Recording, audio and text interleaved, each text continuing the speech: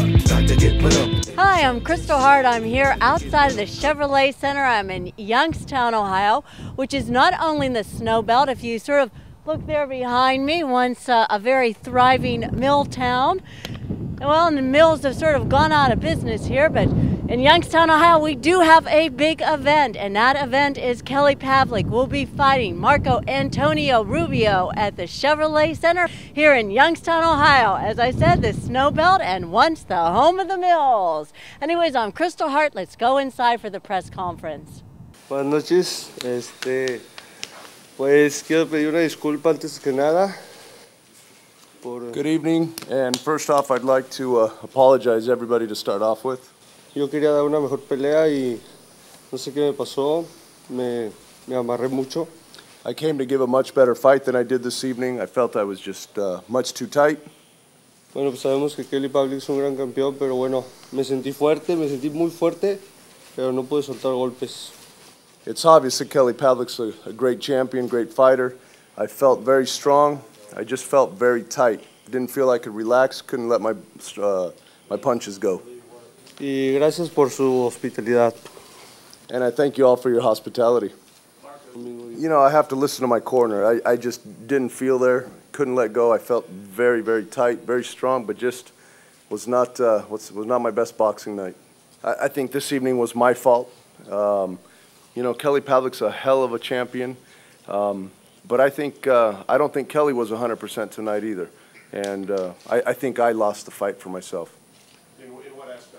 ¿En qué manera piensas que tú perdiste la pelea? Amarrarme, o sea, en mi esquina me decía que atacara y yo quería atacar, pero me sentí...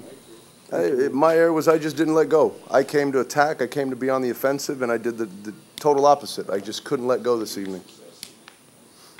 I think I could have finished the fight, taken it to decision, but it was very obvious that I wasn't going to finish the fight, and my corner made a decision that I have to go with.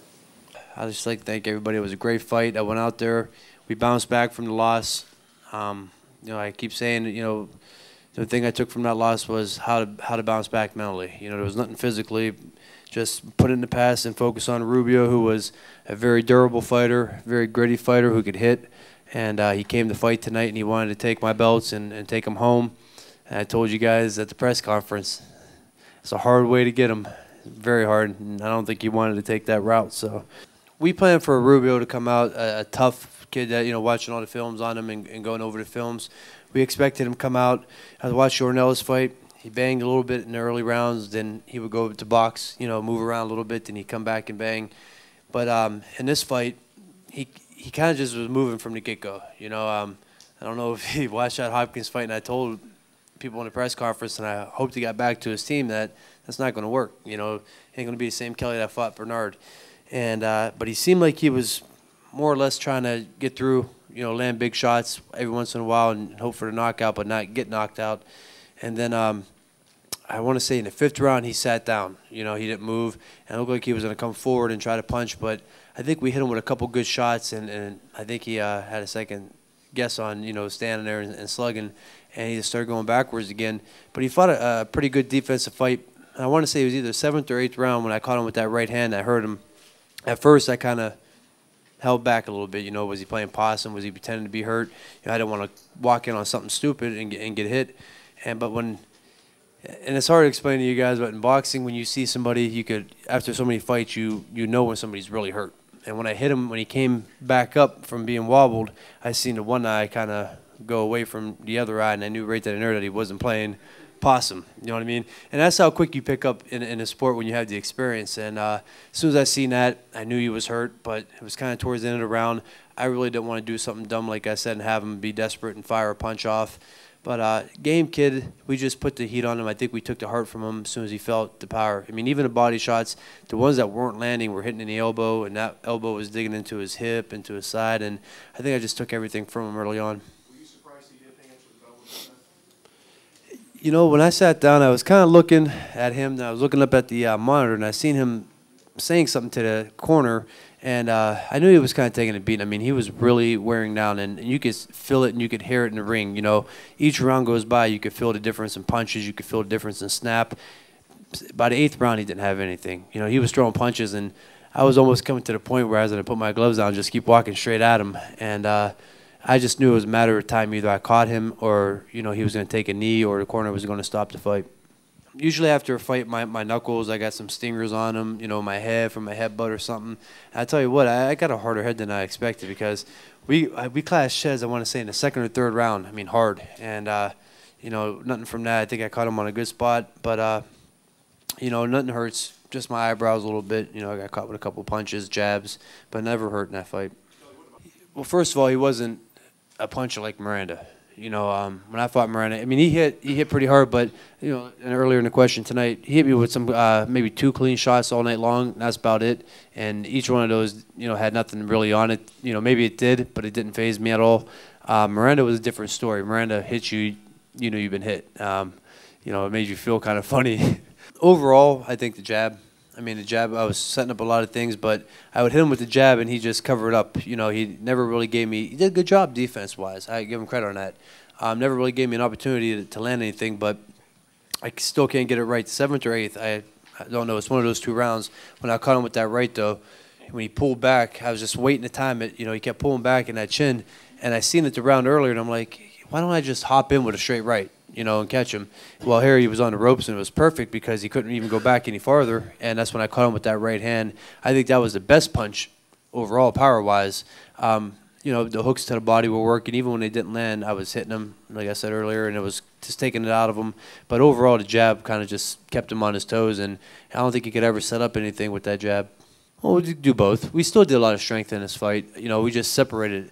You know, I think the problem with just not the Hopkins fight, you know, even the Taylor fights and the Gary Lockett, I think the problem was we were going every day doing it. You know, if it wasn't the Ironman and boxing and running and then the YMCA, then it was all those and Rocky's doing 275 reps, you know. So I think what we did this time, we still add a lot of those into it, but we spread it out. We gave our body and our muscles time to recoup. You know, when we were doing all the other fights, we were tearing our muscle down. You know, it was never having time to heal. We're always tight, stiff, drained. Now this camp, you know, we felt so good in sparring. I think even prevent injuries because of that. You know, I think that was a little better. We just separated it all and gave me time to relax. Who do I want to fight next? Yes.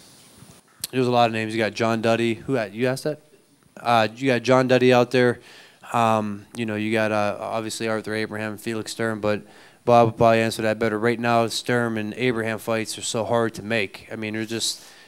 And I'm not a promoter, and Bob knows more, but there's just so much more on that involved than, you know, just fighting Abraham or Felix Sturm. I mean, first of all, they're, you know, across the ocean and they're, you know, European fighters, and if we don't fight there, then if they come here to fight, I'm sure they would ask for a lot of money.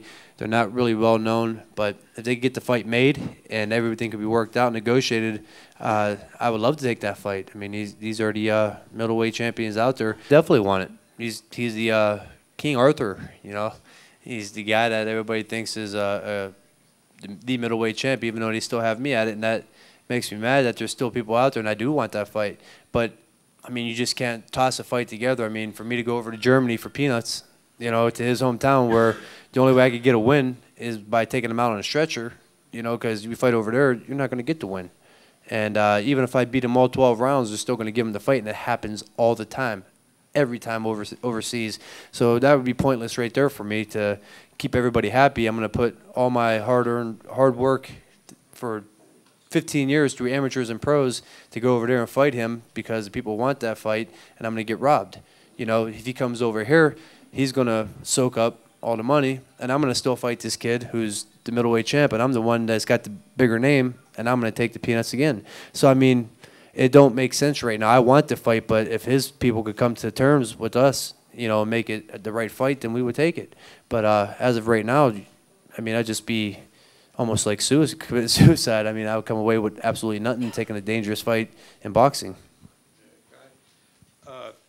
The Felix Sturm people, as I said, have talked with us, and I think that's doable before the end of the year on good financial terms. He'll come over here. I think we can do that fight. As far as Arthur Abraham is concerned, the problem is the public doesn't know who he is. He sounds like he's Bernie Madoff's accountant. Arthur Abraham, right?